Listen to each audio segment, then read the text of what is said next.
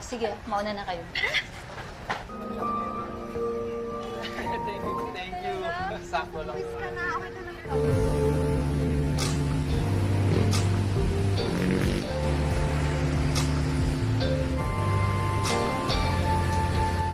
Film ini dibuka dengan memperlihatkan seorang tante-tante bernama Bea yang punya kerjaan sambilan sebagai wanita kupu-kupu malam. Namun Bea ini bukanlah wanita kupu-kupu malam profesional karena dia selalu menipu tamunya dengan cara mengambil dompet dan barang-barang berharga milik si tamu lalu kabur sebelum melayaninya.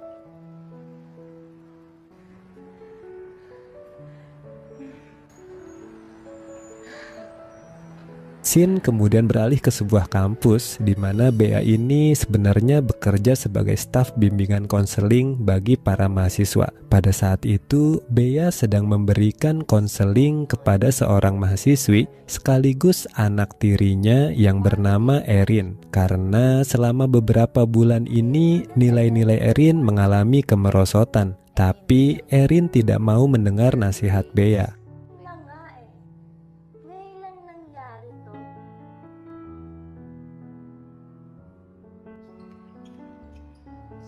Setelah keluar dari ruangan, Erin mengeluh tentang ibu tirinya itu kepada dua temannya. Saat itu kebetulan mereka melihat mahasiswa bernama Vincent yang bekerja sambilan sebagai seorang bartender di sebuah bar yang biasa mereka datangi. Sementara itu di rumahnya, Bea berperan sebagai istri yang baik dan selalu siap melayani suami. Sayangnya sang suami yang bernama Jave itu selalu sibuk, bahkan sampai tidak sempat ngobrol dengan Bea dan Erin.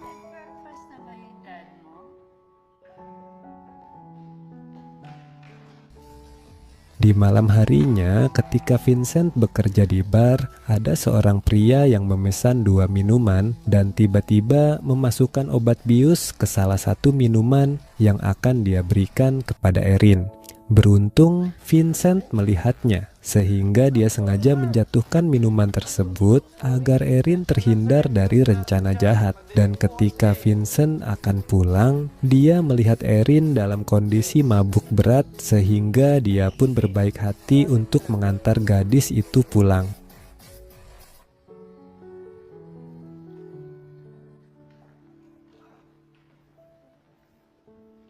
Sesampainya di rumah, Vincent bertemu dengan Bea yang bertanya apakah dia teman Erin. Vincent pun menjawab kalau dia sama sekali tidak kenal dengan Erin. Tapi Vincent tahu kalau mereka berdua kuliah di kampus yang sama. Mauna na po ako.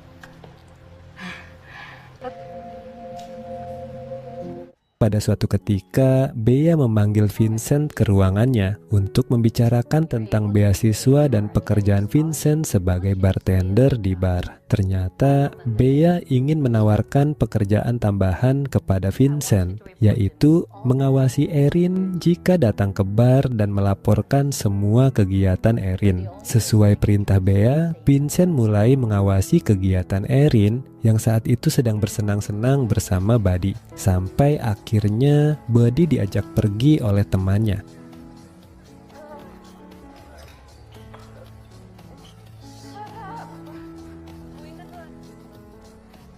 Vincent pun lagi-lagi melihat Erin dan kedua temannya dalam kondisi mabuk berat.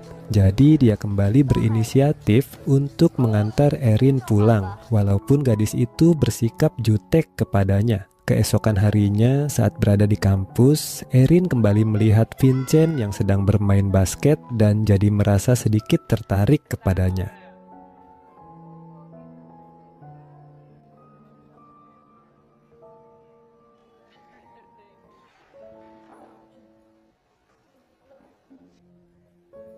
Di lain hari, Erin dan kedua temannya bertemu Vincent yang lagi belajar di perpustakaan dan kedua temannya menyuruh Erin untuk mendekati pemuda itu. Erin yang sudah terbiasa dengan pergaulan bebas lalu langsung beraksi untuk mencuri perhatian Vincent dan tanpa ragu dia mencium Vincent yang masih polos. Selain itu, Erin juga memaksa Vincent untuk mampir ke sebuah hotel dan langsung mengajaknya bermesraan. Problema ako sa'yo eh. You're so polite. Semenjak hari itu, hubungan Vincent dan Erin jadi semakin dekat dan kedekatan mereka itu ternyata dilihat oleh Bea. Bea pun memanggil Vincent ke kantornya, lalu menegur pemuda itu karena malah jadi akrab dengan Erin. Karena didesak oleh Bea, Vincent akhirnya bilang kalau Erin hanya minum-minum bersama temannya dan tidak pernah melakukan hal yang aneh-aneh dengan pria manapun. Okay. Suatu malam, Erin mengajak Jave dan Bea untuk makan malam di sebuah restoran mahal. Ternyata di sana, dia tiba-tiba memperkenalkan Vincent sebagai pacar barunya. Meski tidak suka kalau putrinya berpacaran, Jave akhirnya bertanya tentang latar belakang Vincent. Vincent pun jujur jika dia berasal dari keluarga miskin dan dia harus bekerja sebagai bartender untuk menyekolahkan ketiga adiknya. Tell us about yourself. Anong buhay? Saan ka ba nag-aaral? Dad. Ang galing pamilya mo? Saan kayo nakatira? Kemunculan Vincent sebagai sosok pacar yang miskin tadi membuat perhatian Jave jadi tersita dan itu sangat diinginkan oleh Erin yang haus perhatian sang ayah. Sepulangnya dari makan malam, Erin mengajak Vincent mampir ke rumahnya untuk ngobrol-ngobrol. Saking asiknya mereka pun sampai kebablasan dan bermesraan di ruang tamu. Bea yang diam-diam menyaksikan hal itu, kemudian merekamnya. Okay na. Tulog na sila.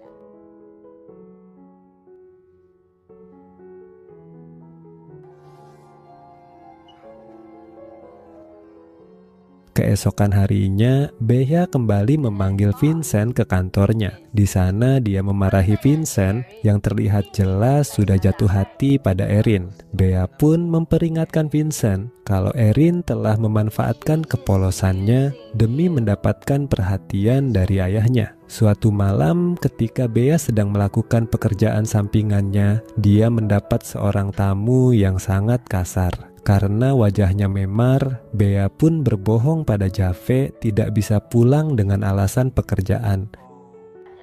Admin emergency.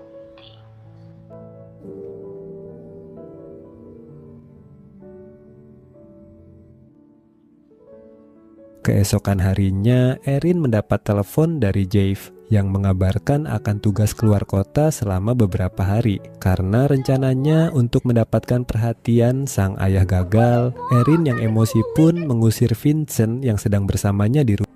Sementara itu, Bea yang belum bisa pulang ke rumah menyuruh Vincent datang ke hotel tempat dia tinggal untuk sementara waktu. Di sana Bea berbohong kalau dia telah dikasari suaminya. Vincent yang polos pun larut dalam kebohongan cerita Bea, sehingga rasa kasihannya berubah menjadi hasrat. Mereka berdua pun akhirnya melakukan perbuatan tidak senonoh di hotel itu. So, nung makipaghiwalay sa akin.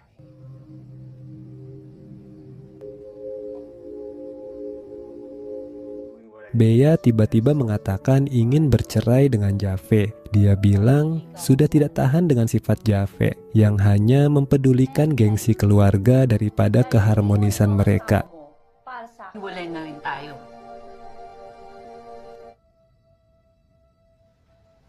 Sejak saat itu keluarga tersebut jadi berantakan dan Bea bisa meneruskan perjalanan cintanya bersama Vincent. Film ini pun selesai.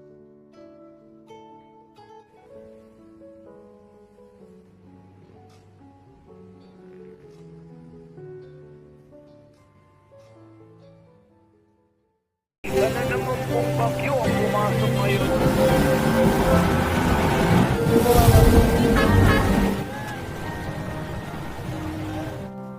Gadis ini bernama Sarah. Ia baru saja tiba di kota kelahirannya setelah lama tinggal bersama dengan neneknya di kampung. Sarah turun di pasar, lalu disambut oleh pacarnya yang bernama Nick. Karena sudah lama tidak bertemu, akhirnya mereka melepas rindu dengan cara begituan. Sesampainya di rumah, Sarah dikejutkan oleh pembantu lama mereka. Dia juga ikutan senang karena Sarah pada akhirnya kembali ke rumah masa kecilnya.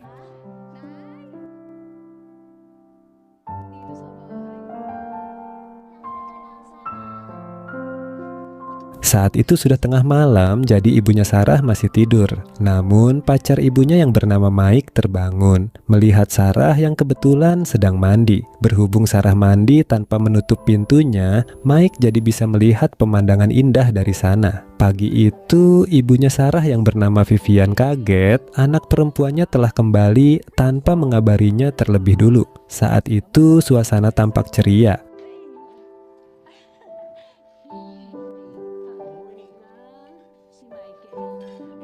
Namun ketika Mike menampakkan dirinya, Sarah cukup terkejut dan jadi kesal. Belum ada setahun ditinggal sang suami, ibunya Sarah sudah move on begitu cepat. Sarah agak tidak terima, tapi Vivian mencoba menenangkan dan memberikan pengertian padanya. Mike ini punya usaha bengkel motor dan salah satu karyawannya adalah Nick. Di sisi lain, Vivian juga punya usaha warung makan. Warung itu cukup ramai, jadi sangat sibuk kalau jam-jam makan siang.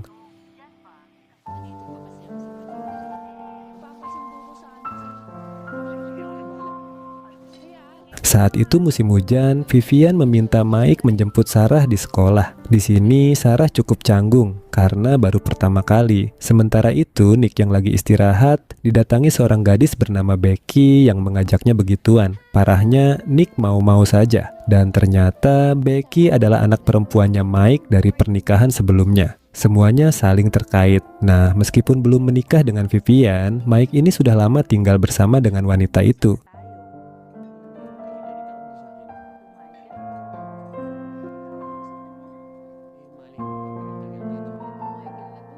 Suatu hari, Vivian mengajak Sarah untuk fitting baju yang akan dipakai saat pernikahannya dengan Mike nanti. Di sana, Sarah berkenalan dengan Becky yang nanti akan menjadi saudarinya. Tapi Sarah belum tahu kalau Becky ada main dengan Nick. Saat yang lain sedang sibuk, Mike malah asik memandangi Sarah yang sedang mengepas pakaian di kamar ganti.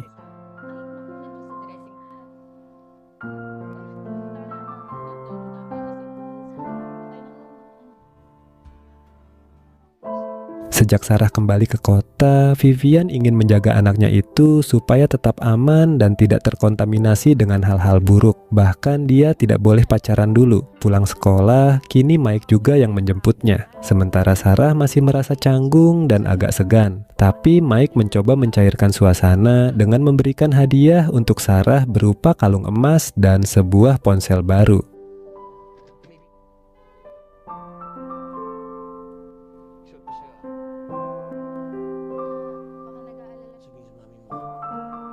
Suatu malam, Sarah diam-diam pergi menemui Nick dan pulangnya ia diantar oleh Nick yang sekalian ingin meminta jatah bermesraan. Akhirnya, mereka melakukan hal itu di gudang dan sialnya Mike menyaksikannya. Tatapan Mike sepertinya punya niat jahat pada Sarah. Kira-kira apa yang akan dia lakukan? Meski sudah diberi hadiah, Sarah tetap saja merasa tidak nyaman dengan Mike. Dia sadar kalau tatapan Mike padanya mencurigakan.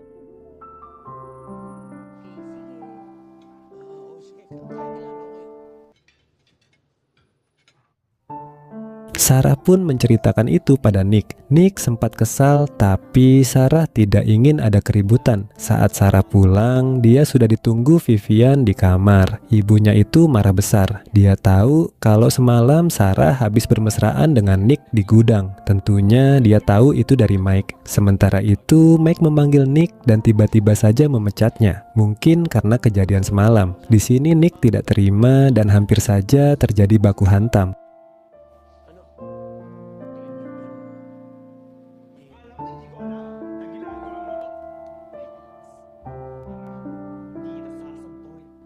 Nick pun pergi dari sana dan mencoba menjemput Sarah di sekolah. Tapi sayangnya sudah keduluan Mike. Kala itu, Mike benar-benar nekat. Dia membawa Sarah ke bengkel dulu dengan alasan ada barang yang tertinggal. Begitu ada kesempatan, Mike langsung melancarkan aksinya untuk menodai Sarah. Sarah tidak bisa berbuat apa-apa karena dia kalah kuat. Setelah itu, Sarah mencoba mengadu pada ibunya, tapi malah kena marah karena sang ibu mulai tidak percaya dengannya.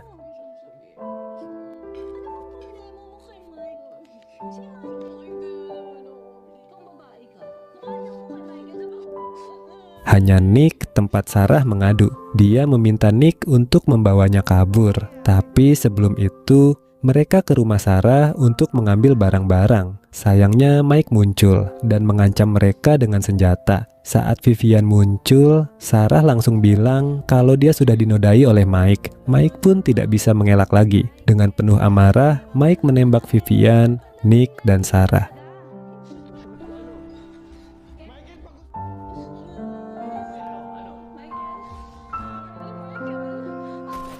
Suara tembakan itu sampai terdengar oleh orang-orang yang makan di warung Vivian hingga mereka kabur. Melihat kondisi tersebut makin kacau, Mike pun mengakhiri hidupnya sendiri. Beruntungnya Sarah masih bisa diselamatkan dan dilarikan ke rumah sakit, sementara yang lain tidak selamat. Mirisnya ibunya yang sudah persiapan mau menikah malah terjadi seperti ini. Dan film ini berdasarkan kisah nyata.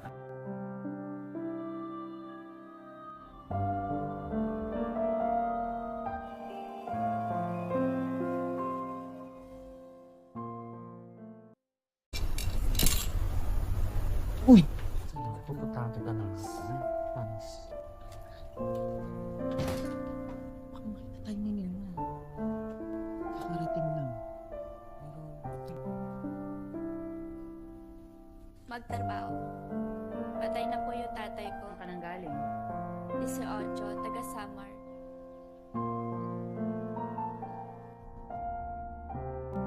Di awal film diperlihatkan keributan kecil antara seorang pemandu lagu bernama Berna dengan seorang pelanggan di sebuah klub malam. Pelanggan itu akhirnya diamankan oleh satpam, sementara Berna ditenangkan oleh atasannya yang biasa dipanggil Mama. Setelah kejadian tersebut, Mama kemudian memberikan arahan kepada para staf agar tidak membuat masalah yang bisa merugikan tempat itu. Sa itsura pa lang. Kurang. Nasa sa atin kayo ng wallet ni Kuya. Tama na yan. Sesampainya di rumah, Mama melihat pacarnya yang bernama Tolit sedang berkumpul dengan teman-temannya. Bisa dibilang, Tolit ini adalah berondongnya Mama karena usianya jauh lebih muda dari wanita itu. Setelah berbasa-basi sebentar, Mama pun memilih untuk beristirahat di kamar. Nah, saat Tolit sedang merapikan rumah setelah teman-temannya pulang, tiba-tiba seorang wanita muncul dan mengajaknya bermesraan. Ternyata wanita itu adalah selingkuhannya Tolit. Pupuntahan kita ng panis.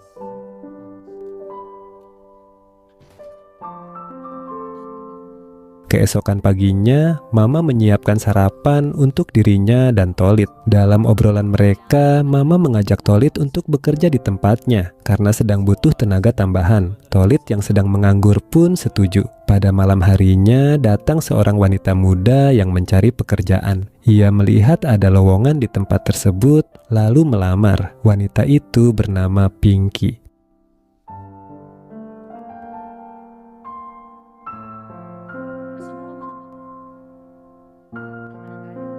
Pinky menjelaskan bahwa ia berasal dari desa. Ayahnya sudah meninggal sementara ibunya pergi entah kemana ketika Pinky masih kecil. Walaupun masih muda, ia ingin bekerja agar bisa bertahan hidup. Mama menerimanya karena memang sedang butuh staf baru. Malam itu, Pinky diminta hanya mengamati situasi terlebih dulu. Ada pelanggan yang tertarik pada Pinky, tetapi Mama menolak karena gadis itu belum resmi bekerja.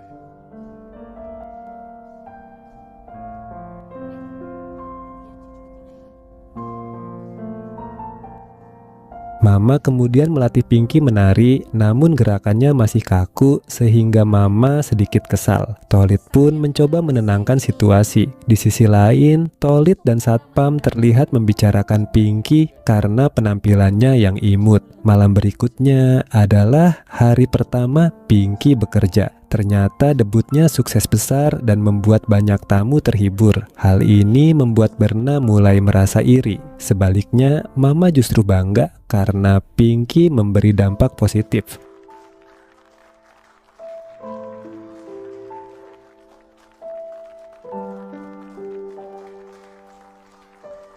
Beberapa hari berlalu, Pinky semakin populer. Seorang bos muda meminta Mama membawa Pinky ke mejanya dengan imbalan bonus besar. Namun Mama menolak karena Pinky belum siap. Saat beristirahat, Mama bertanya kepada Pinky, apakah ia siap jika suatu saat mendampingi tamu tertentu. Pinky yakin ia mampu. Melihat rasa percaya diri itu, Mama pun mengizinkannya. Sementara Berna semakin iri melihat perkembangan Pinky.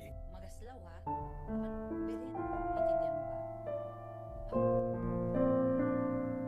Setelah menemani bos muda, Pinky mendapat bonus dan ia membaginya kepada Mama sebagai tanda terima kasih. Bahkan Pinky membelikan makanan kesukaan Mama. Keesokan harinya, Mama mengajak Pinky membeli pakaian di pasar. Di sini terlihat Tolit mulai memperhatikan Pinky dan nampaknya suka pada gadis itu. Sesampainya di rumah, Mama mengajak Pinky untuk tinggal bersama karena sebelumnya Pinky hanya menginap di tempat kerja. Sabay-sabay na tayong pumasok mamaya sa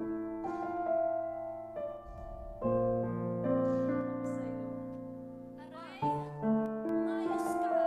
Saat berlatih menari di tempat kerja, Berna dengan sengaja menyenggol Pinky hingga membuat Mama marah. Tetapi Berna tetap bersikap cuek. Pagi harinya di rumah, Mama pamit keluar untuk membayar listrik, meninggalkan Pinky berdua dengan Tolit yang masih tidur. Setelah selesai mandi, Pinky didatangi oleh Tolit yang ingin memberinya hadiah berupa pakaian. Namun setelah memberikan hadiah itu, Tolit memaksa Pinky untuk melayani hasratnya. Bahkan ia sempat merekam Pinky saat sedang tidak memakai sehelai benang pun.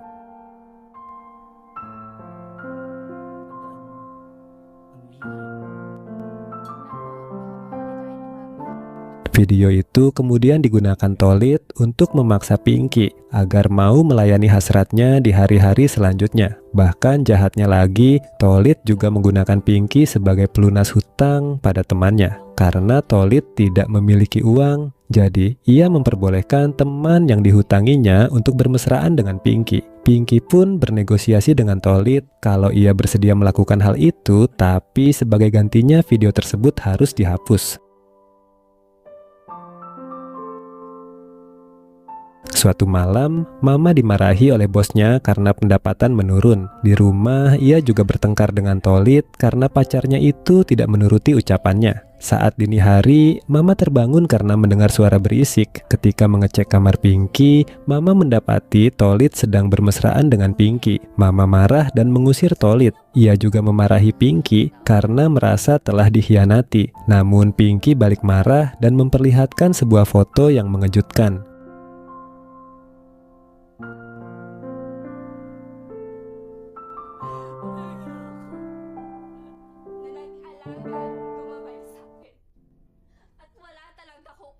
Pinky ternyata adalah anak kandung Mama yang dulu wanita itu tinggalkan bersama suaminya. Mama terkejut dan menyesal telah meninggalkan anaknya karena kondisi ekonomi yang sulit di masa lalu. Walaupun terluka secara emosional, Pinky akhirnya memaafkan Mama. Mereka berdua berbaikan dan Mama berjanji tidak akan meninggalkannya lagi. Di tempat kerja, Mama mengambil seluruh uang di kasir dan juga sebuah kalung milik Berna. Ia melakukan itu agar bisa pergi bersama Pinky dan memulai hidup baru. Film ini pun selesai.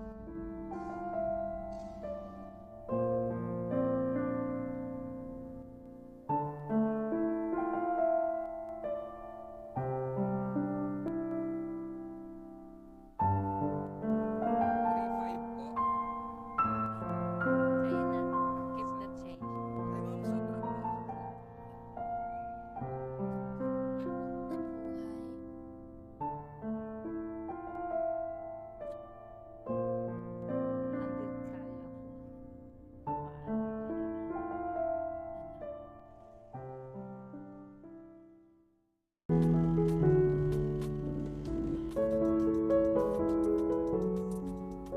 Film ini dibuka dengan memperlihatkan seorang joki balapan bernama Kenji yang malam itu akan balapan dengan joki lain yang katanya masih pemula. Sayangnya Kenji kalah pada balapan itu sehingga bosnya yang bernama Mike dan Spike menjadi sangat marah. Kenji kalah dari joki pemula yang juga merupakan seorang wanita bernama Mika.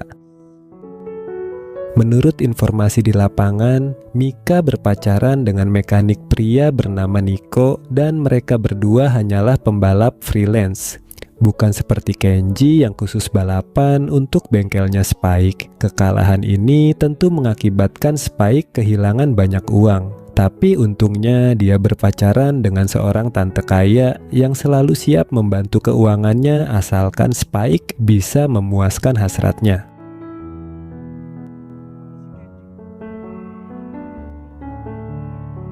Keesokan harinya, Spike curhat kepada Mike kalau mereka akan cepat bangkrut jika kalah terus. Waktu itu, Mike punya ide untuk merekrut Mika sebagai pembalap tetap mereka dengan cara bernegosiasi dengan Nico yang sedang bekerja di bengkel milik temannya. Awalnya, Mike mengira kalau Mika hanya menang hoki, tapi temannya Mike mengatakan kalau dia pernah menguji kemampuan Mika dan mengakui kalau wanita itu memang jago.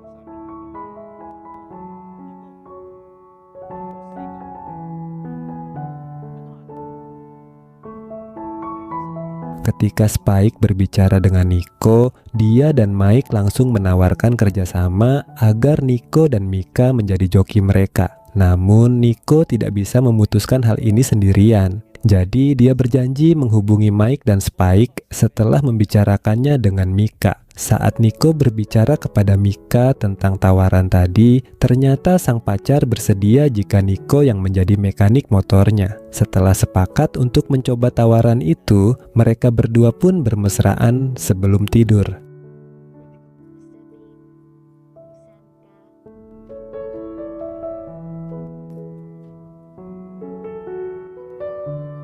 Keesokan harinya, Nico dan Mika datang ke bengkel milik Spike untuk memberitahu kalau mereka akan mencoba tawaran yang diberikan. Namun Mika mengatakan kalau dia hanya mau kalau Nico yang menjadi mekaniknya. Spike dan Mike setuju dengan syarat tersebut dan memberikan 1 unit motor baru sebagai hadiah kerja sama mereka.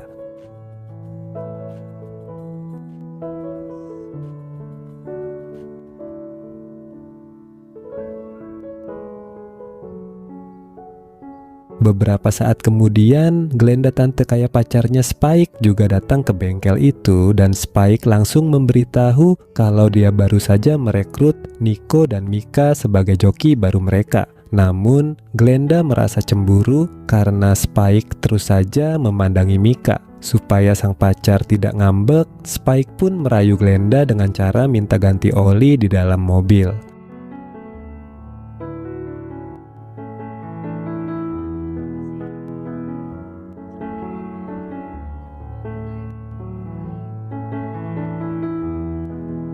Sejak saat itu, Nico juga bekerja sambilan di bengkel Spike. Dan pagi itu, Glenda datang ke bengkel tanpa memberi kabar kepada Spike. Ternyata, Glenda diam-diam tertarik dengan ketampanan Nico. Jadi dia meminta Nico untuk memeriksa mobilnya agar bisa memperhatikannya lebih dekat. Meskipun mendapat bayaran besar sebagai joki, Mika ternyata tetap bekerja sebagai pelayan di sebuah kafe. Karena tidak setiap malam dia mendapat tawaran untuk balapan.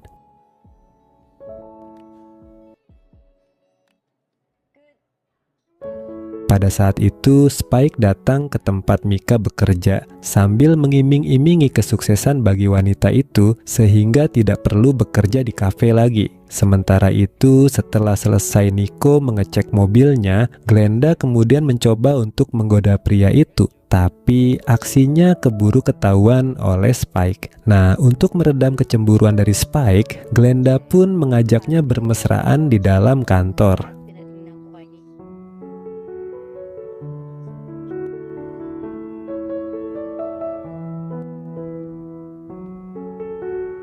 Keesokan harinya, Mika datang ke bengkel untuk mengikuti arahan dari Spike. Karena dalam waktu dekat ini, mereka akan mengikuti balapan. Selain itu, Nico juga sedang mempersiapkan motor yang akan dipakai Mika untuk balapan. Perekonomian mereka yang kini kian stabil, membuat hubungan Nico dan Mika jadi makin harmonis dan sering bermesraan.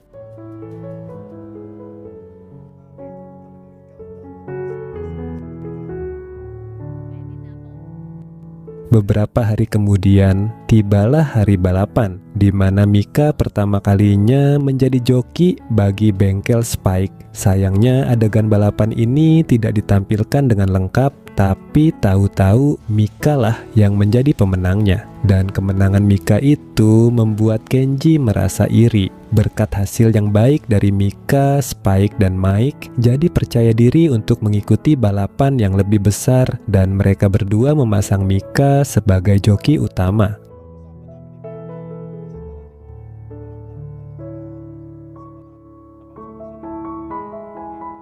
Keputusan itu langsung membuat Kenji merasa sangat kesal karena Spike dan Mike lebih mengutamakan Mika yang baru menang 1 kali dan seakan-akan mereka telah melupakannya. Melihat respon Kenji barusan, Nico jadi merasa tidak enak hati dan secara tidak langsung dia juga menyeret Mika pada masalah ini. Mika lalu mengatakan kalau ini adalah keputusan Spike dan dia menyuruh Nico kembali ke bengkel agar tidak dikira kalau mereka marah dengan respon Kenji tadi.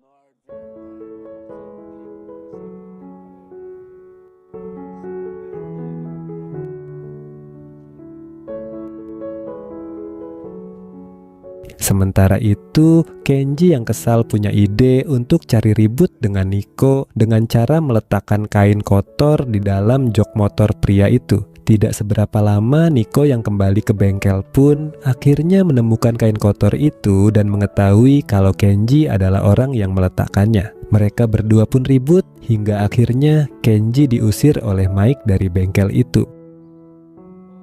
Tidak terima atas perlakuan tersebut, Kenji lalu menemui pemilik bengkel lain. Ternyata Kenji berencana untuk pindah bos. Berhubung dia sudah mengetahui cara Mika berbalapan, Kenji yakin bisa mengalahkannya sekaligus membalas dendam kepada Spike dan Mike. Lalu pada suatu malam, Glenda datang ke bengkel sendirian dalam kondisi mabuk dan merayu Nico untuk bermesraan. Sebenarnya Nico sempat menolak, tapi sebagai bawahan dia tidak berani melawan dan hanya bisa pasrah.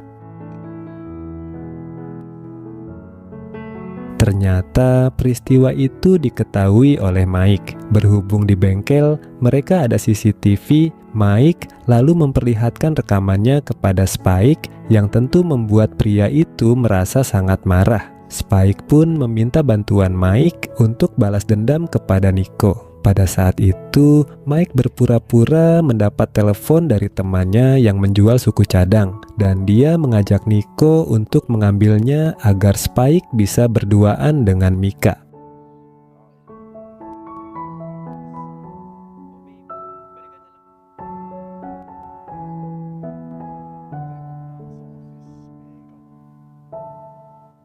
Setelah Mike dan Nico pergi, Spike lalu menyuruh Mika untuk menunggu di dalam kantor. Dia pun diam-diam memasukkan obat bius ke dalam segelas minuman, kemudian memberikan minuman itu kepada Mika. Tak seberapa lama Mika pun jadi hilang kesadaran setelah meminumnya dan Spike pun langsung menodainya sambil merekam peristiwa itu dengan menggunakan ponselnya. Setelah puas melakukan hal itu, Spike kemudian mengirim videonya kepada Nico.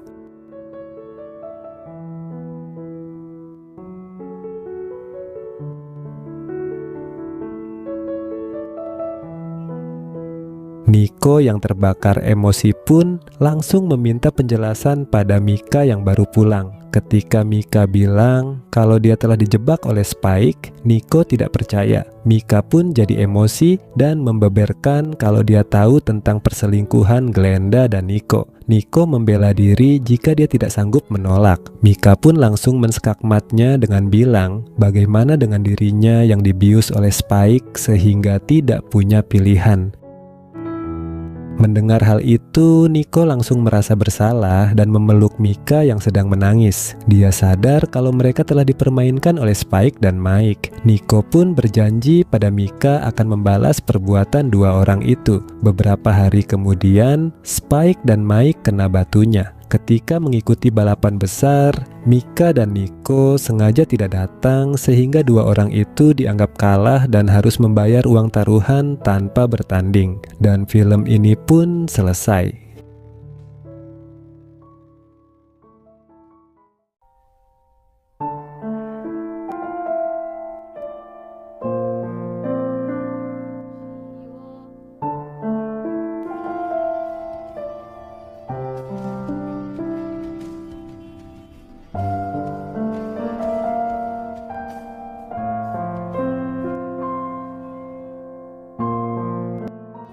Namanya adalah Rea, seorang wanita yang berani mengambil keputusan menjadi kernet bis. Dia manis dan cantik, di saat wanita-wanita lain berbondong-bondong ingin bekerja di perusahaan dengan tempat kerja yang nyaman. Dia memilih jalan lain. Dari pagi sampai malam dia bekerja. Kala itu bis akan berangkat dari terminal. Sambil menunggu penumpang agak penuh, Rea mendatangi admin terminal yang bernama Arlin. Saat itu pintu kantor dikunci dari dalam dan setelah diketuk lama barulah Arlin membukanya. Ternyata di sana Arlin sedang berduaan dengan Rico, seorang pengawas kernet. Dari gelagat mereka berdua, Rea pun tahu kalau mereka habis bermesraan di sana. Bis yang dinaiki Rea beroperasi dari pagi sampai menjelang malam. Banyak orang-orang masuk, silih berganti, salah satunya pemuda yang bernama Marco ini. Itu pertama kalinya dia melihat Rea yang begitu tangguh dan tidak malu bekerja seperti itu di zaman sekarang. Saat Rea berbasa-basi menanyakan tujuan kepergiannya, Marco senyum-senyum sendiri melihat Rea yang begitu manis. Saat itu Marco beruntung bisa memegang gunung kembar Rea gara-gara bisnya mengerem mendadak. Oh, yung mga bababa dyan na! Abutan mo pa yung bus ko Mga gabi na po. Mga baka... Ketika sedang istirahat di terminal, Rea melahap makan siangnya bersama Rico. Meskipun Rico ini bisa dibilang adalah atasannya Rea, mereka akrab sehingga sering ngobrol ceplas-ceplos. Rico bilang kalau dia baru saja bertengkar dengan pasangannya, lalu menawari Rea untuk menjadi selingkuhannya. Mendengar hal itu, Rea pun hanya menganggapnya sebagai sebuah candaan. Selain tidak cocok, Rea juga kurang suka pada pria dominan seperti Rico. Pasok na! Menjelang malam, rute terakhir bisnya Rea mengambil penumpang. Marco ada di sana karena dia habis pulang kerja. Saat itu Marco tidak dapat tempat duduk. Rea berada di depannya, sedang menarik uang dari para penumpang. Lagi-lagi Marco beruntung ketika tanpa sengaja tersenggol bemper belakangnya Rea. Bukannya menjauh, Rea malah tampak menikmatinya. Rea pun memberi isyarat agar Marco jangan turun dulu. Hingga akhirnya mereka pun bermesraan di terminal saat bis kosong.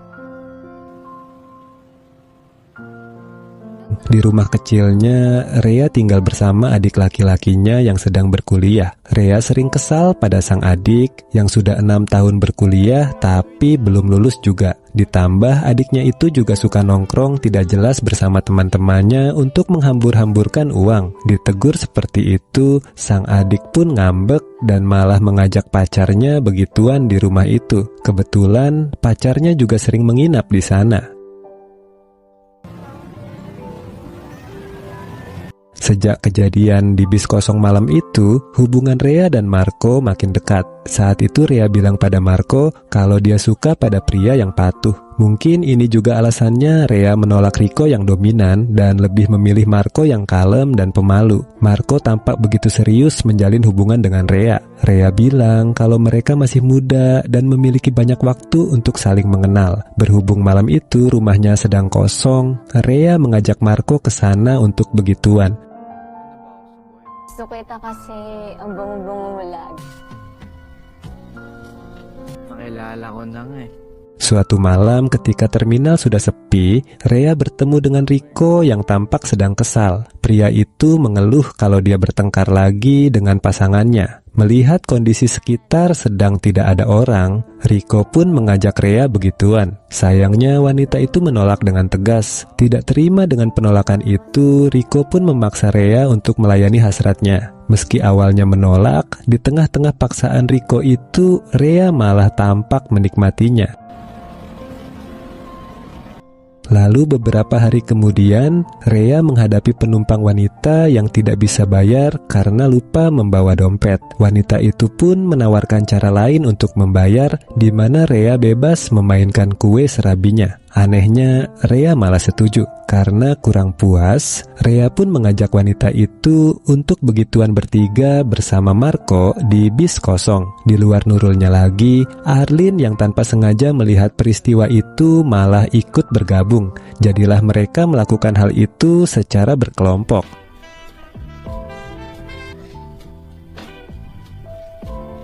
Suatu hari, Marco menyatakan keinginannya pada Rea untuk menyeriusi hubungan mereka. Di sini Rea berkata kalau dia belum bisa melakukan hal itu, dia masih harus mengurus adiknya. Mendengar hal itu, Marco tampak kecewa. Selang beberapa hari kemudian, adiknya Rea pulang ke rumah dengan kabar gembira jika dia sudah lulus sidang skripsi. Sambil meneteskan air mata kebahagiaan, Rea pun memeluk sang adik dengan bangga.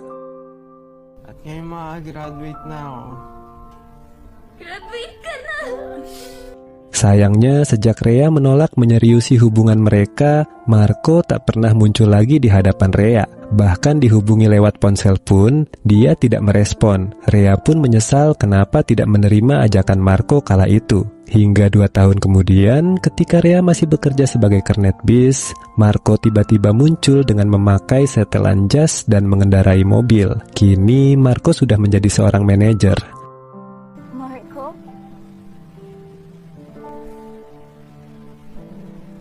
Kita mo, astig na ng forma mo. Di tengah-tengah kebingungan dan keterkejutan Rea, Marco kembali menawarinya untuk menjalin hubungan serius. Dia juga bilang akan segera dipindahkan ke kota lain dan jika Rea bersedia, mereka bisa memulai hidup baru di sana. Berhubung Rea masih ragu-ragu, Marco pun pergi sambil berpesan agar Rea menghubunginya jika setuju. Film ini pun ditutup dengan scene di mana Rea menaiki bis dan melanjutkan pekerjaannya. Sepertinya dia akan menolak Marco karena pria itu sudah berubah menjadi pria dominan.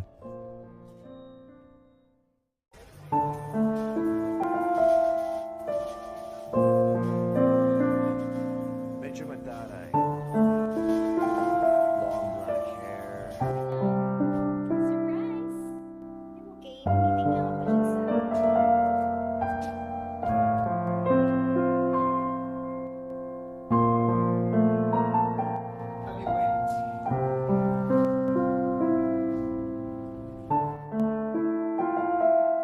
Film dibuka dengan memperlihatkan suasana sebuah kantor yang sibuk. Suasana berubah saat atasan mereka yang bernama Louis memasuki ruangan. Ia menghampiri seorang karyawan bernama Chloe yang sudah 3 tahun terakhir ini menjadi sekretarisnya. Saat itu, Louis hanya ingin mengembalikan sebuah pulpen kepada Chloe. Di scene berikutnya diperlihatkan kehidupan pribadi Louis yang hobi berganti-ganti pasangan.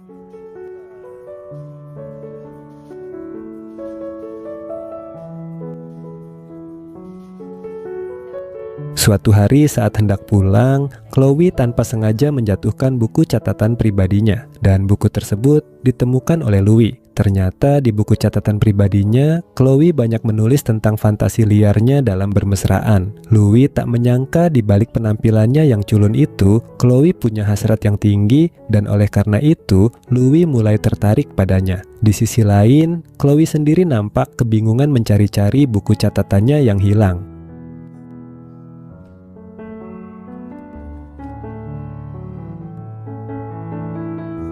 Malam harinya, Louis memberi Chloe tugas untuk mempelajari sebuah dokumen dan melaporkannya besok. Chloe pun menyanggupinya, meskipun masih sibuk mencari catatannya yang hilang. Esoknya, Louis menanyakan tentang dokumen tersebut, tapi Chloe belum menyelesaikannya. Ia pun diberi waktu tambahan hingga sore. Menjelang malam, dokumen itu ternyata belum selesai juga. Louis pun akhirnya turun tangan membantu tugas Chloe hingga lembur.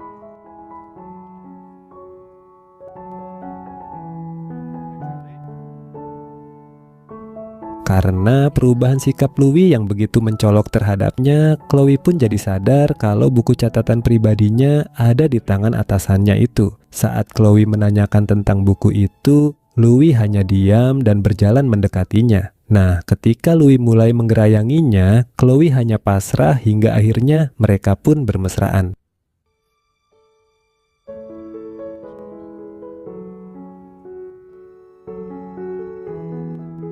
Kejadian tadi ternyata membuat Chloe jadi lebih percaya diri dan mulai berani berdandan. Sampai-sampai keesokan paginya, Louis jadi dibuat terperangah melihat penampilan baru Chloe yang cantik. Louis lalu menyampaikan Aide untuk mengembangkan buku catatan pribadi Chloe menjadi karya tulisan semacam novel. Namun Chloe merasa tulisannya belum layak untuk dipublikasikan. Louis menghormati pendapat itu dan berkata jika Chloe berubah pikiran, mereka bisa berdiskusi kapan saja.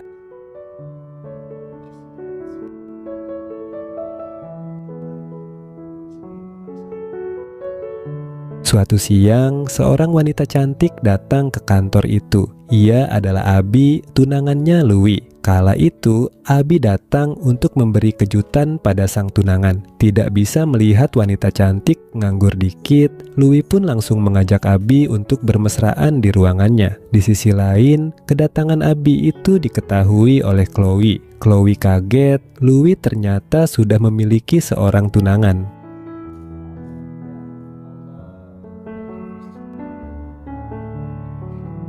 Malam harinya, Chloe langsung mengonfirmasi hal itu pada Louis. Di sini, Louis pun berdalih jika itu adalah urusan pribadinya. Anehnya Chloe tidak keberatan dengan kondisi itu dan tetap mau menjadi selingkuhan Louis. Ternyata Abby merupakan wanita karier yang sibuk. Mungkin karena itu juga, Louis merasa membutuhkan keberadaan wanita lain di sampingnya untuk menggantikan peran Abby yang jarang ada.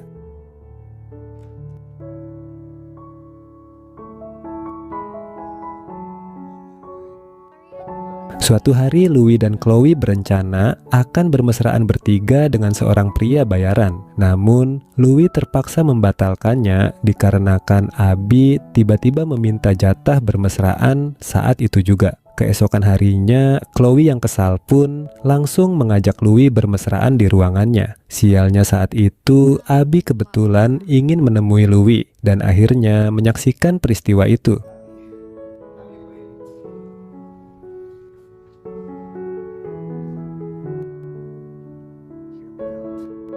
Louis pun berusaha menjelaskan semuanya pada Abby yang marah, termasuk memberitahu kalau ia tidak pernah puas ketika bermesraan dengan Abby. Di sini, tanpa sengaja, Abby menemukan buku catatan pribadi Chloe, kemudian membacanya. Dengan wajah kesal, ia bilang, tidak akan pergi meninggalkan Louis asal pria itu menerbitkan buku catatan pribadi Chloe. Abby ingin mempermalukan Chloe. Di sini, Louis berani menolaknya karena bukan hidup Chloe saja yang hancur nantinya, tapi hidupnya juga.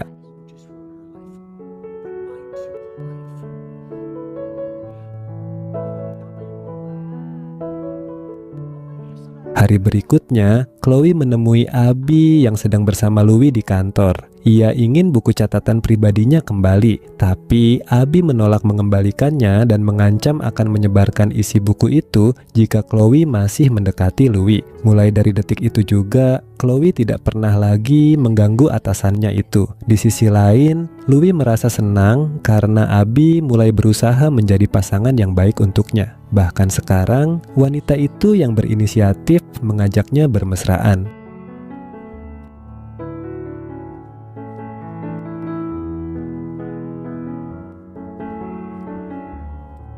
Namun suatu hari saat mereka selesai melakukan hal itu, Abby tiba-tiba bilang kalau ia sudah muak dengan Louis. Lama-lama ia sadar jika Louis adalah pria hidung belang. Abby pun pergi meninggalkannya begitu saja. Peristiwa itu membuat Louis jadi uring-uringan dan mulai jarang masuk kantor. Bahkan karyawannya yang kesal dengan sikapnya pun sampai berani bilang kalau di sini Louis bukanlah korban melainkan adalah penjahatnya sendiri.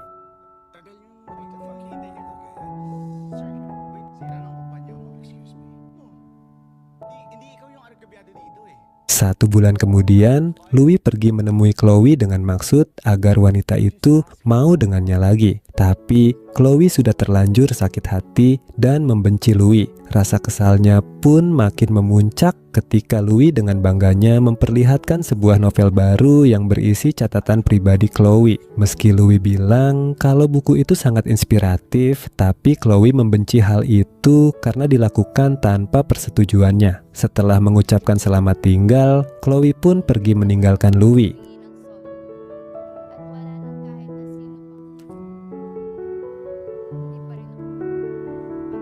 tapi bukan Louis namanya. Jika tidak punya alternatif lain, tidak ada Chloe, maka Abi pun jadi. Ia pun menelepon Abi dan merayu wanita itu untuk kembali ke pelukannya lagi. Tapi nampaknya Abi sudah lelah. Dengan tegas ia mengatakan mereka tidak bisa kembali seperti dulu lagi. Abi tidak merasa aman lagi ketika bersama Louis. Ia pun mengakhiri telepon itu. Film ini pun ditutup dengan memperlihatkan Louis yang kesal sambil meneteskan air mata penyesalan.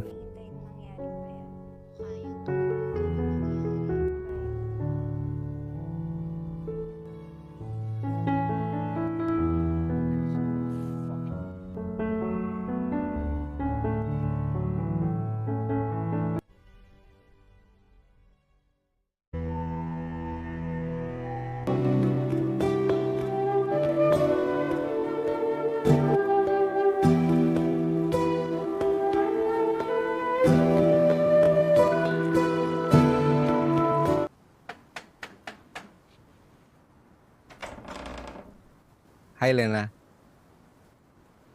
Kuya Eloy, Ganyan mo ba talaga ako i-welcome? kuya parang awa mo na, wag kang manggugulo. Huwag kang mag-alala. Kuya, wala pa akong pambayad. Sorry po.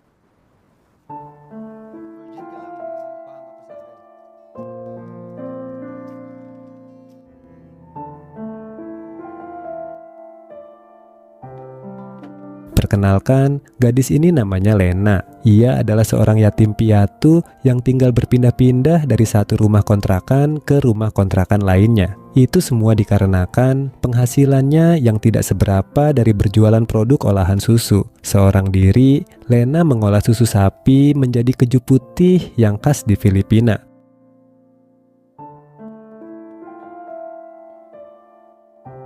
Suatu hari, rumah kontrakan Lena kedatangan seorang tamu tak diduga, yaitu pria bernama Eloy. Ia adalah pemilik rumah kontrakan Lena yang sebelumnya. Setelah mencari-cari Lena yang kabur, hari itu Eloy berhasil menemukannya dan ingin menagih uang kontrakan Lena yang 4 bulan belum dibayar. Berhubung saat itu Lena juga tidak punya uang, akhirnya Eloy pun memaksa gadis itu untuk melayani hasratnya sebagai pelunas hutang.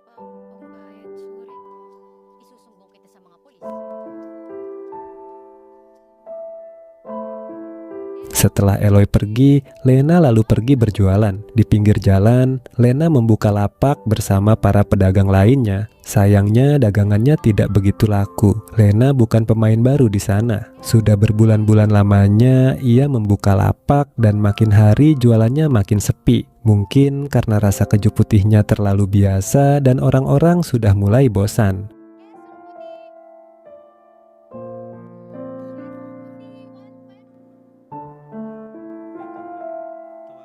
Beberapa saat kemudian, ada seorang pria menghampiri dagangan Lena, kemudian mencicipi keju tersebut. Entah berbohong atau tidak, pria itu bilang kalau keju putih buatan Lena enak. Ia lalu membeli banyak dan memberikan kartu namanya pada Lena. Pria itu bernama Manuel, yang ternyata adalah seorang pemasok produk olahan susu. Manuel bilang kalau Lena ingin memperbaiki rasa keju putihnya, maka hubungi saja dia.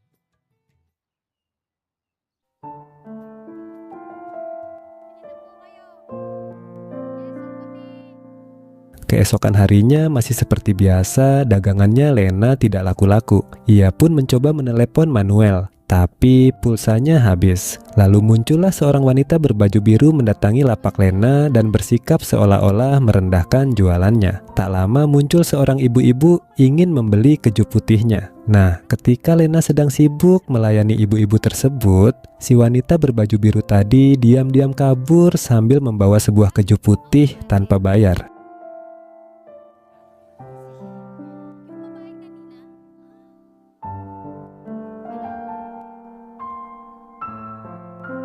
Di sisi lain, Eloy ternyata ketagihan dengan Lena. Ketika wanita itu pulang ke rumah, Eloy membuntutinya dan memaksa Lena untuk kembali melayani hasratnya. Beruntung, Manuel datang dan menolong Lena. Sejak saat itu, Lena dan Manuel jadi sepasang kekasih dan hampir tiap hari mereka bermesraan. Manuel juga mulai tinggal di rumah Lena.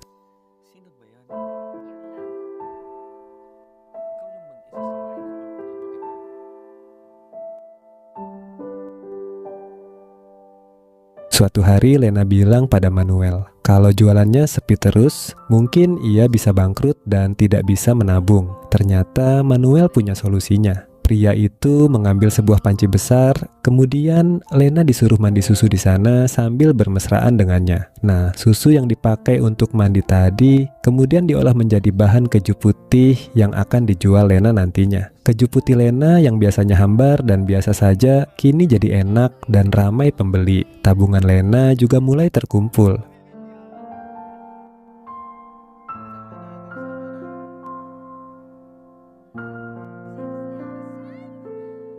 Suatu hari, lapak Lena kembali kedatangan wanita yang mencuri keju putihnya kemarin. Dan kala itu, Manuel yang sedang menjaga lapak sendirian. Lena yang baru datang kemudian menghampiri mereka dan Manuel memperkenalkan wanita bernama Sena itu kepada Lena. Ternyata saat itu Manuel berhasil membujuk Sena untuk memborong keju putih. Dengan wajah cemberut, Lena pun berkata, mungkin Sena memborong dagangan mereka karena naksir pada Manuel.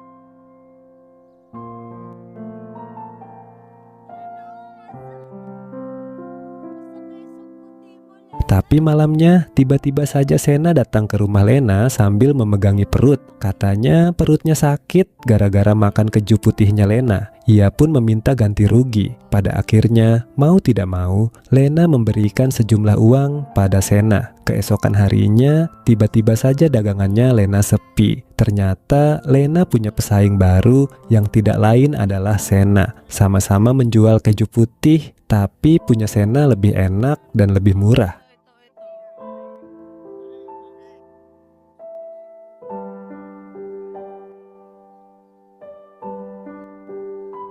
Dagangan Lena pun jadi sepi lagi sejak Sena buka lapak yang sama. Lalu muncullah Eloy yang memperingatkan Lena supaya berhati-hati dengan Manuel. Lena belum begitu mengenal pria itu, jadi jangan terlalu percaya padanya. Awalnya Lena tidak peduli dengan perkataan Eloy, tapi malam harinya perkataan Eloy itu terbukti ketika Lena melihat dengan mata kepalanya sendiri isi dari ponsel Manuel.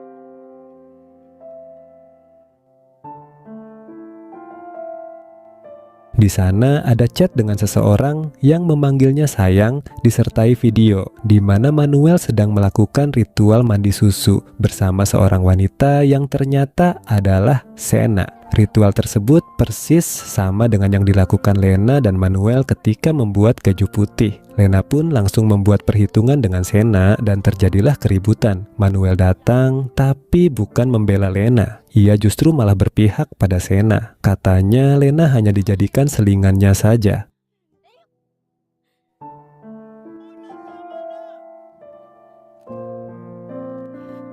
Yang dikatakan Eloy ternyata benar, bahkan Manuel juga mengambil tabungan Lena untuk berfoya-foya bersama Sena. Ternyata mereka sebelumnya sudah saling kenal dan sengaja menjebak Lena. Setelah menyadari kebodohannya itu, Lena pun mendatangi Sena di suatu hari. Lena mengajak wanita itu untuk bersaing mendapatkan Manuel dengan cara begituan bertiga. Ia ingin tahu siapa yang terbaik dalam melayani Manuel dalam bermesraan. Sena yang merasa tertantang pun menyetujuinya.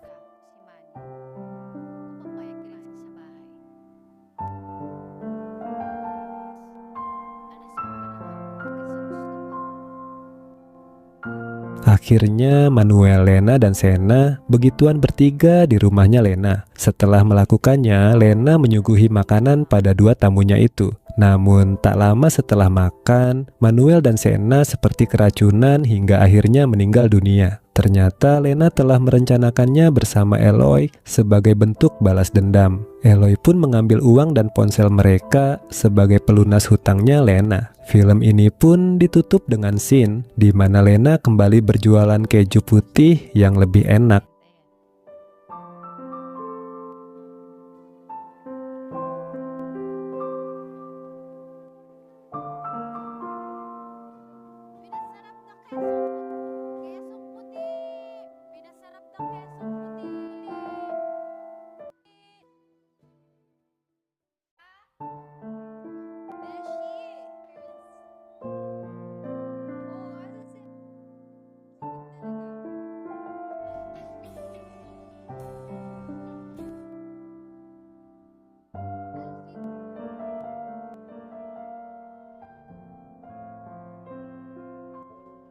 Cerita dimulai di sebuah kantor saat seorang wanita bernama Esta sedang sibuk menyelesaikan tumpukan pekerjaannya. Terlihat jelas bahwa ia kelelahan secara fisik maupun mental. Keesokan harinya, Esta kedatangan sahabatnya, yaitu Claire yang berkunjung ke rumahnya. Mereka pun mengobrol santai membahas kehidupan masing-masing.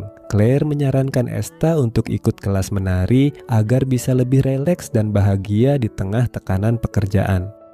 Kaya, try mo.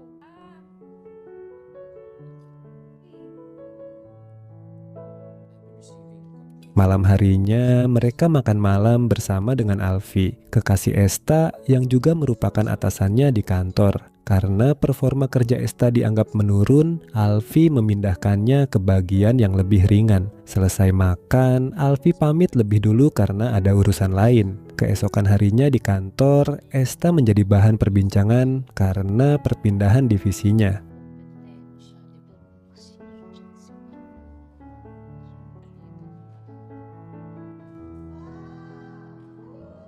Suatu hari, Esta mendatangi sebuah studio tari meskipun awalnya sempat ragu untuk masuk. Di sana, ia bertemu dengan Athena, pelatih tari yang kemudian mengajak Esta untuk ikut bergabung. Beberapa hari berikutnya, Esta mulai rutin mengikuti latihan tari. Namun, Alfie mulai curiga karena Esta sering pulang lebih awal tanpa memberikan alasan yang jelas. Di rumah pun, hubungan mereka mulai terasa renggang. Alfie terlihat lebih fokus pada pekerjaannya dan sering menghindari interaksi.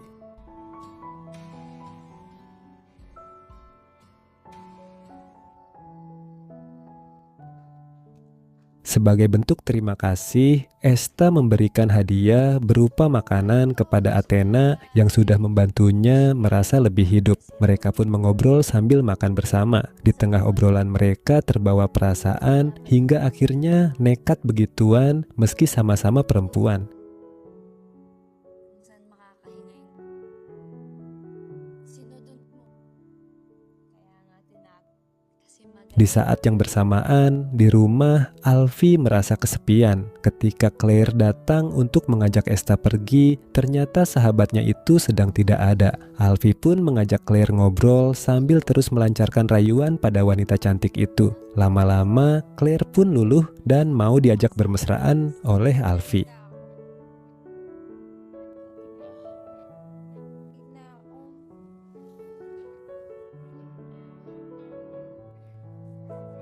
Keesokan harinya, Claire datang menemui Esta. Di sana, Claire protes kenapa dirinya tidak diajak ke kelas menari. Saat itu kebetulan Alfie datang dan akhirnya mengetahui bahwa Esta ikut kelas menari tanpa sepengetahuannya. Ia pun marah dan pergi. Beberapa waktu kemudian, Alfie datang ke studio tari dan bertemu dengan Athena. Ia berusaha bersikap lebih terbuka dan mendukung hobi Esta demi menjaga hubungan mereka.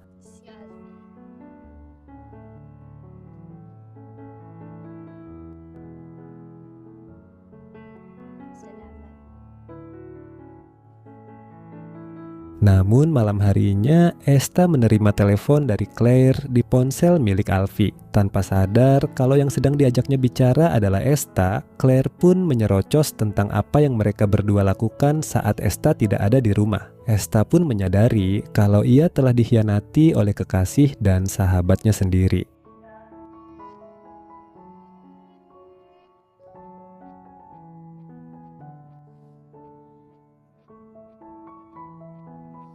Esta lalu pergi ke studio tari dan mencurahkan kesedihannya pada Athena. Tak lama, Alfie pun datang dan mengajaknya pulang. Namun Esta menolak sambil membeberkan kalau ia sudah tahu tentang hubungan gelap antara Alfie dan Claire. Di sini, Alfie mencoba membela diri bahkan menuduh balik kalau Esta juga terlalu dekat dengan Athena.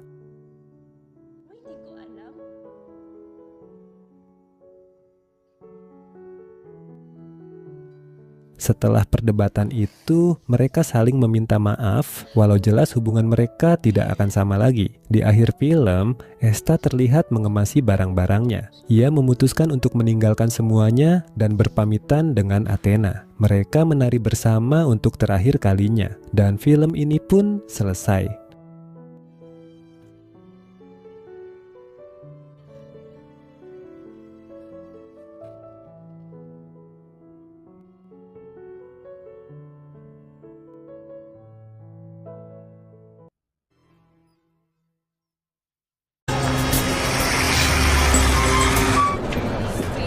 dahan-dahan lang.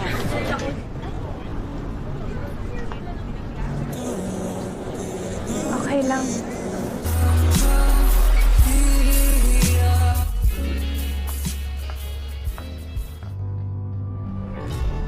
Film dibuka dengan memperlihatkan kesibukan seorang wanita karier bernama Ella. Dia bekerja di sebuah event organizer bersama seorang temannya yang bernama Max. Saat itu mereka sedang menangani acara ulang tahun di sebuah restoran. Namun mendadak klien mereka meminta tambahan kelinci untuk ditaruh di tempat tersebut. Excuse me po, kakitext lang po ni Miss Nako, wala. daw po. 200 minimum. Huwag ka na, umupo ka na lang dyan. Beruntung Ella cepat tanggap untuk menyelesaikan permasalahan itu. Bahkan ia sempat-sempatnya bermesraan dengan pria penjual kelinci yang menarik perhatiannya. Setelah acara selesai, sang klien pun merasa puas dengan kinerja Ella dan Max, sehingga ia pun memberi bonus kepada mereka. Sige, ingat po kayo, Mrs. Tan.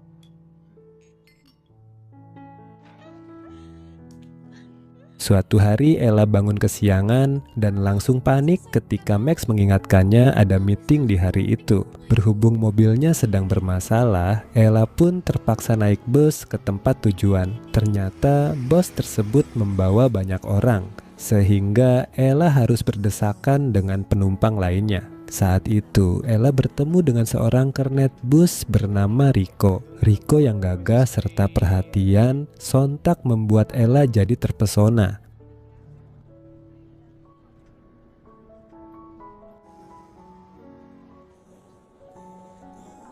Ketika sedang nongkrong dengan Max, Ella menceritakan pertemuannya dengan Rico. Dia merasa telah menemukan pria idamannya. Ella pun memutuskan untuk menaiki bus itu lagi supaya bisa bertemu dengan Rico.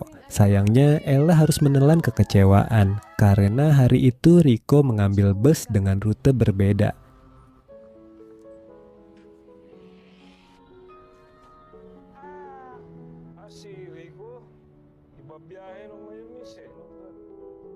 Di rumahnya Rico ternyata sudah memiliki pasangan, bahkan dikaruniai seorang anak. Kenapa di sini saya menyebutnya pasangan? Karena Rico dan pasangannya yang bernama Bing belum menikah secara resmi. Karena masalah pernikahan itulah Bing selalu marah pada Rico dan terus menagih janji untuk mengadakan pesta pernikahan yang mewah. Kala itu, perdebatan di antara mereka pun terhenti karena kedatangan Nigel, sepupunya Rico yang ingin mengantarkan makanan. Thank you, Nigel, Pero, salamat. Mauna na ako.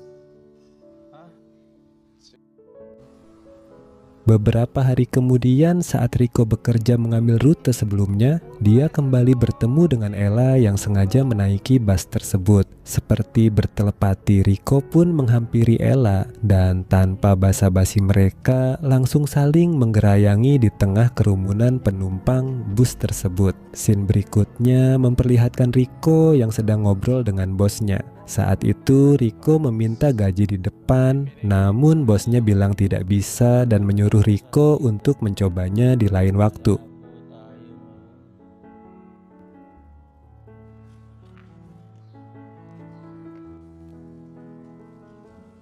Tujuan Rico untuk mengambil gaji lebih cepat ternyata tidak lain dan tidak bukan adalah untuk menyenangkan Bing dan anaknya. Namun karena gagal, pria itu lagi-lagi kena omel pasangannya saat di rumah. Daripada tambah kacau, Rico yang baru saja pulang ke rumah sehabis bekerja pun akhirnya terpaksa keluar lagi untuk menenangkan diri di terminal.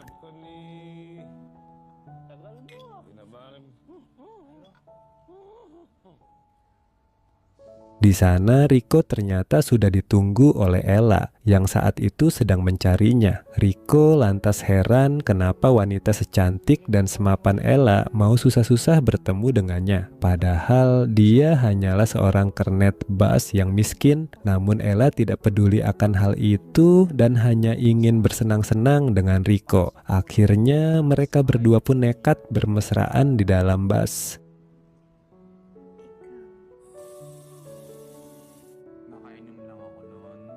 Karena puas dengan permainan Rico, Ella pun jadi bucin. Meski kaget ketika Rico mengaku sudah memiliki pasangan serta anak, ujung-ujungnya Ella bersikeras untuk tetap menjalin hubungan gelap dengan pria itu. Bahkan Ella sampai memperkenalkannya pada Max dan mengizinkan Rico yang sedang bertengkar dengan pasangannya untuk tinggal sementara di rumahnya. Makin hari, Ella pun jadi makin bucin pada Rico yang perhatian dan memanjakannya.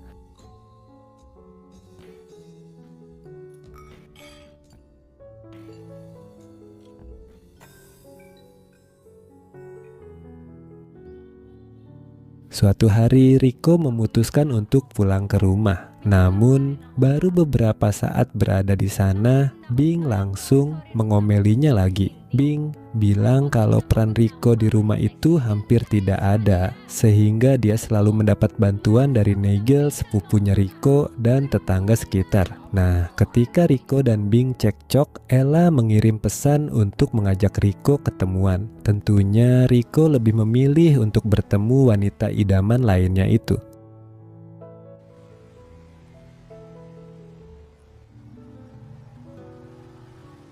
Sialnya, di tengah perjalanan menuju tempat janjiannya dengan Ella, Rico tiba-tiba ditelepon oleh Nigel yang mengabarkan kalau Bing sedang sakit. Alhasil, tanpa memberi kabar pada Ella yang sedang menunggunya, Rico pun langsung pergi menemui Bing. Di rumah Rico mendapati Bing terkulai lemas di kasur dan bilang kalau dirinya sedang hamil. Mendengar hal itu, Rico pun hanya bisa tertunduk kebingungan.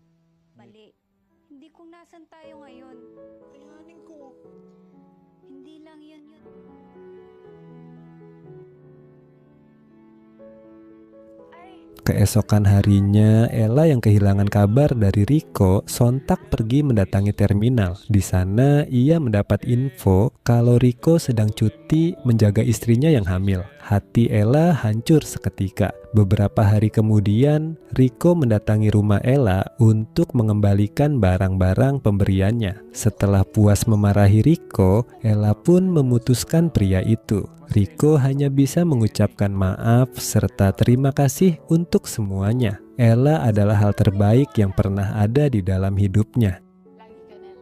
Talaga ako ng pagkakataon. Sabihin mo, ganun din naman pala tingin mo sa akin eh.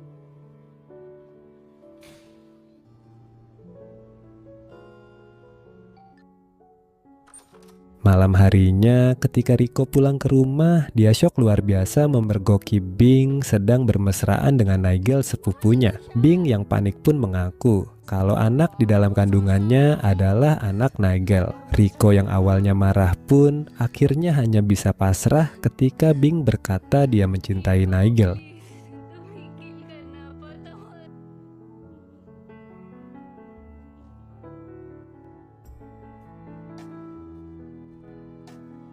Meski dirinya lah yang memutuskan hubungan dengan Rico, Ella ternyata masih belum bisa move on. Sambil menangis sesenggukan di pelukan Max, Ella bilang semua kenangan tentang Rico ada di tiap sudut rumah itu. Ternyata perasaan Ella sudah terlalu dalam untuk Rico. Hingga 4 bulan kemudian, takdir mempertemukannya kembali dengan pria itu di sebuah halte bus. Rico bilang tidak punya keberanian untuk pergi ke rumah Ella, sehingga selama 4 bulan ini dia menunggunya di tempat itu.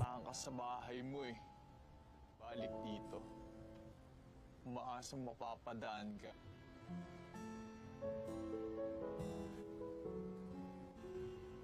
Rico mengaku merindukan Ella, bahkan ketika wanita itu ada di depannya seperti sekarang. Dia ingin Ella memberinya kesempatan untuk bersama lagi. Sambil menahan perasaannya, Ella berkata kisah mereka sudah berakhir. Namun saat Rico dan Ella berpisah dan mengambil jalan masing-masing, tiba-tiba mereka berdua saling berbalik arah kemudian berpelukan. Ternyata rasa cinta di antara mereka terlalu kuat untuk dipisahkan. Dan film ini pun selesai.